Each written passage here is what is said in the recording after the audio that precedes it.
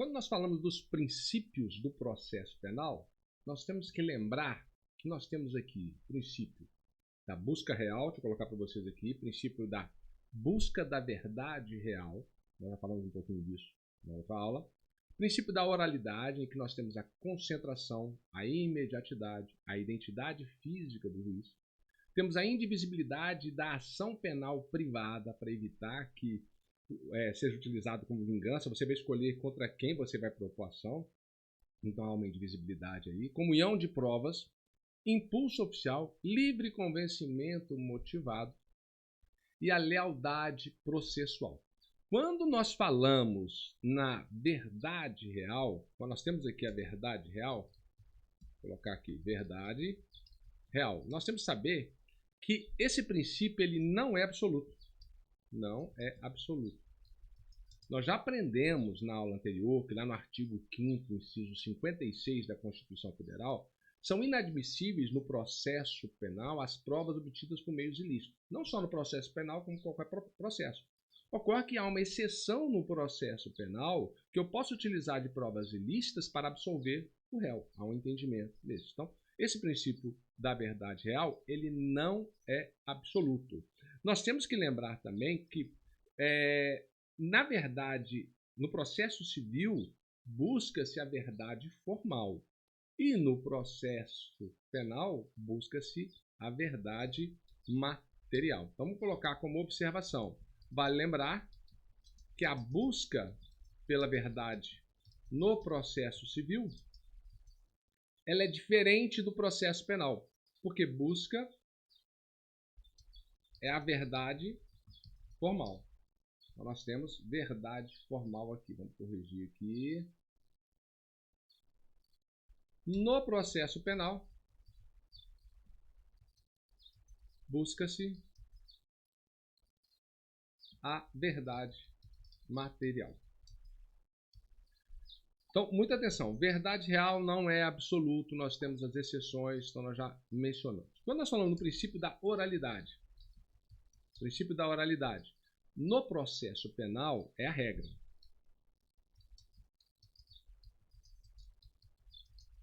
Por quê? Os atos são praticados de forma oral, contudo, existem exceções.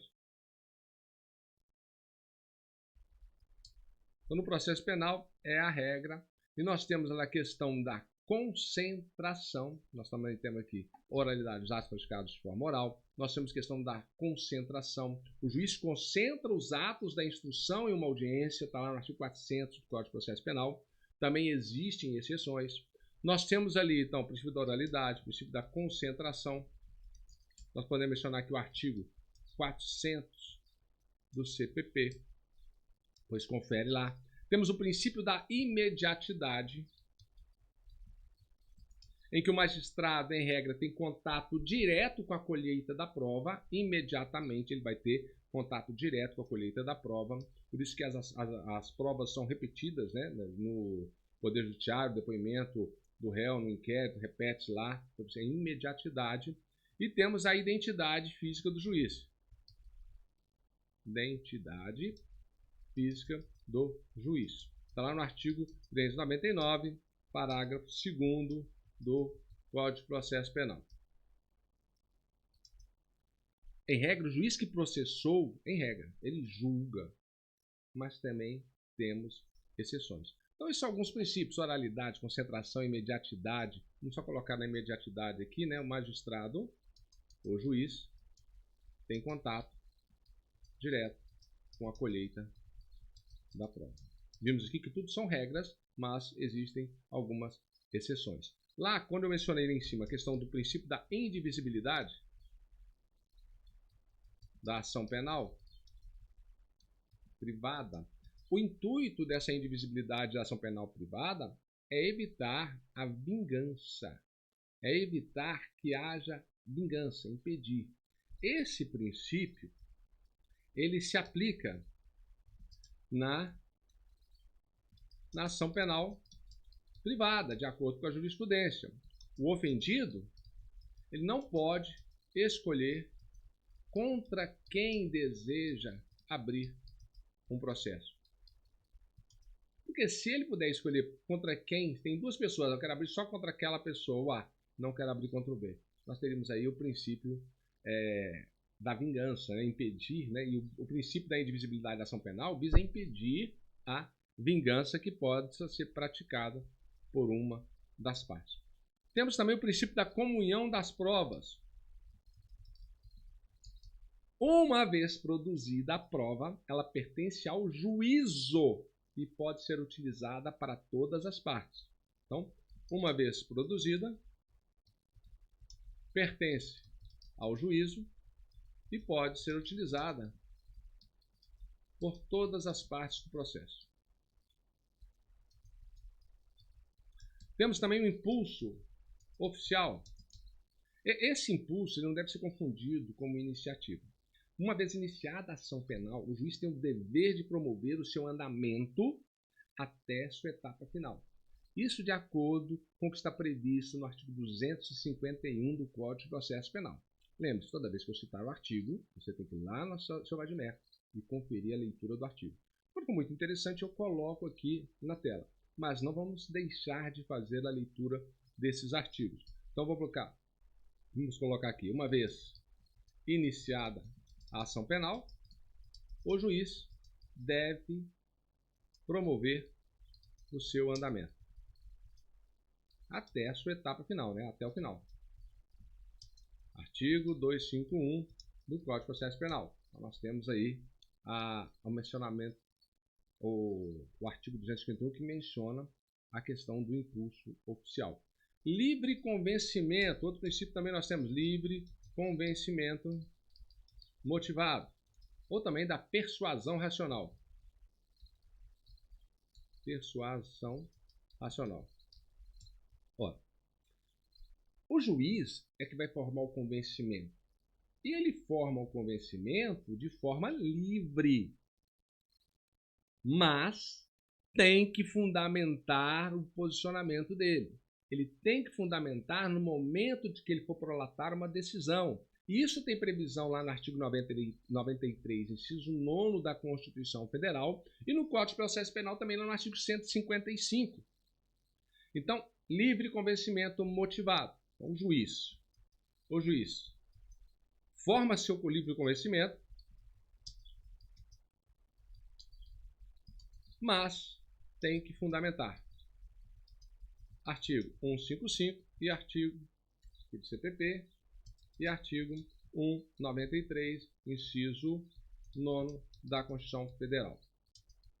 Livre convencimento motivado, mas tem que fundamentar.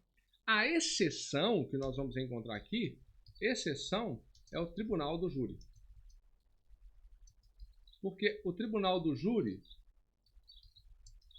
ele tem a íntima convicção, que é analisado com base nos sistemas de avaliação da prova. Então, o juiz, ao fazer um julgamento, ele tem um livre convencimento motivado, mas deve fundamentar com base no artigo 155 do Código de Processo Penal, no inciso 9 do artigo 93 da Constituição Federal. Já o tribunal do júri, ele tem a íntima convicção. Então, ele não tem um livre convencimento motivado. O tribunal do júri, íntima convicção. E nós podemos citar aqui exceções ao princípio da motivação das decisões judiciais. Ou seja, as exceções do artigo 93, inciso 9 da Constituição Federal. Então, nós temos aqui algumas exceções. Vamos corrigir aqui. Primeiro, vamos lá. Primeiro, decisões do Conselho de Sentença. Lá no júri. Porque lá ele tem sigilo das votações, sistema da íntima convicção. Sigilo das votações, sistema da íntima convicção. 2, que nós podemos citar também, o recebimento da denúncia nos procedimentos que não prevêem defesa preliminar.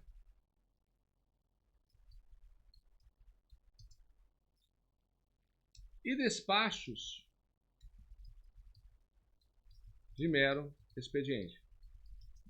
Por quê? Porque eles não têm cunho decisório. Então, observem que as exceções, né, no princípio da motivação das decisões. Decisões do Conselho de Sentença tem que ser motivado com base no artigo 93, inciso 9? Não. O Conselho de Sentença ele tem o sigilo das votações, tem o sistema da íntima convicção. Recebimento de denúncia nos procedimentos que não prevêem defesa preliminar. Tem que ter fundamentação? Não. Aqui nós temos um mero juízo de prelibação. É exceção à motivação. Cabível o recebimento tácito se o juiz se omitir sobre o recebimento, mas determinar prosseguimento do feito nessa decisão do STF. Olha só, nós temos lá no HC 107066 de São Paulo, que considerou como mero juízo de prelibação. E é essa exceção à motivação. E os despachos de mero expediente também não têm cunho decisório. Então nós temos aqui que não tem cunho decisório. Opa, vamos colocar. Pronto. E o último princípio que nós podemos citar, o princípio da lealdade processual. As partes, elas têm o dever de manter a lealdade processual. Então, as partes têm o dever de verdade. Veda-se o emprego de meios fraudulentos, porque se a parte utilizar de meios fraudulentos, isso pode configurar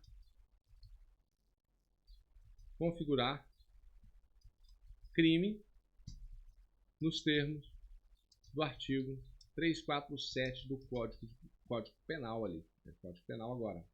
347, que nós vamos chamar de fraude processual. Tem que ter a lealdade processual. Então nós vimos aqui nesse bloco de aulas os demais princípios, princípio da busca da verdade real.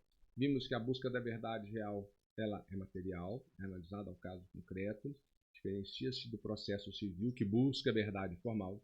Vimos o princípio da oralidade, em que nós temos a concentração, a imediatidade, a identidade física do juiz, a indivisibilidade da ação penal privada para evitar que a ação seja proposta como forma de vingança, comunhão das provas que vão pertencer ao juiz, o impulso oficial.